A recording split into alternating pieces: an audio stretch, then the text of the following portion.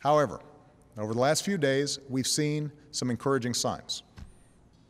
In part because of the credible threat of U.S. military action, as well as constructive talks that I had with President Putin, the Russian government has indicated a willingness to join with the international community in pushing Assad to give up his chemical weapons. The Assad regime has now admitted that it has these weapons and even said they joined the Chemical Weapons Convention, which prohibits their use. It's too early to tell whether this offer will succeed, and any agreement must verify that the Assad regime keeps its commitments. But this initiative has the potential to remove the threat of chemical weapons without the use of force, particularly because Russia is one of Assad's strongest allies. I have therefore asked the leaders of Congress to postpone a vote to authorize the use of force while we pursue this diplomatic path. I'm sending Secretary of State John Kerry to meet his Russian counterpart on Thursday, and I will continue my own discussions with President Putin. I've spoken to the leaders of two of our closest allies, France and the United Kingdom, and we will work together in consultation with Russia and China to put forward a resolution at the UN Security Council requiring Assad to give up his chemical weapons and to ultimately destroy them under international control. We'll also give UN inspectors the opportunity to report their findings about what happened on August 21st. And we will continue to rally support from allies from Europe to the Americas, from Asia to the Middle East, who agree on the need for action.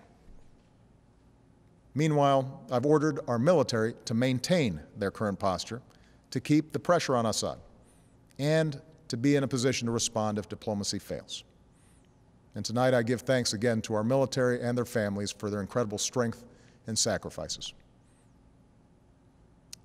My fellow Americans, for nearly 7 decades, the United States has been the anchor of global security. This has meant doing more than forging international agreements. It has meant enforcing them. The burdens of leadership are often heavy, but the world's a better place because we have borne them. And so, to my friends on the right, I ask you to reconcile your commitment to America's military might with a failure to act when a cause is so plainly just. To my friends on the left, I ask you to reconcile your belief in freedom and dignity for all people with those images of children writhing in pain and going still on a cold hospital floor. For sometimes resolutions and statements of condemnation are simply not enough. Indeed, I'd ask every member of Congress and those of you watching at home tonight to view those videos of the attack and then ask, what kind of world will we live in if the United States of America sees a dictator brazenly violate international law with poison gas and we choose to look the other way? Franklin Roosevelt once said, "Our national determination to keep free of foreign wars and foreign entanglements cannot prevent us from feeling deep concern when ideals and principles that we have cherished are challenged."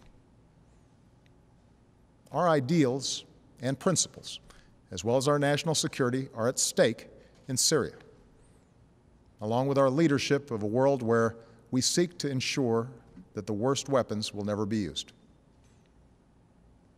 America is not the world's policeman.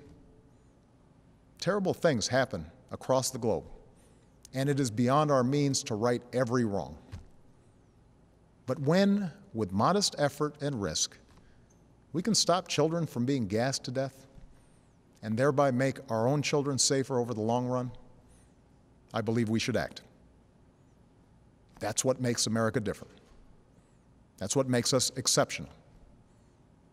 With humility, but with resolve, let us never lose sight of that essential truth. Thank you, God bless you, and God bless the United States of America.